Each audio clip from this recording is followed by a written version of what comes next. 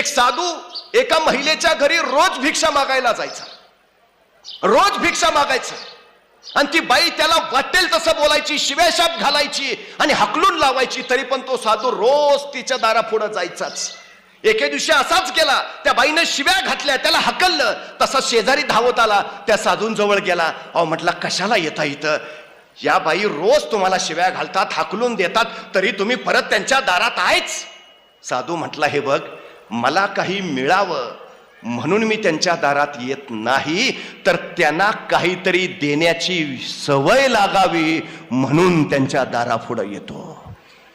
आज ना उद्या तरी त्या कंटाळतील, वैतागून शिव्या घालत का होईना काहीतरी मला देतील. मला हवाय म्हणून नव्हे, त्यांना द्यायची सवय लागावी म्हणून येतोय.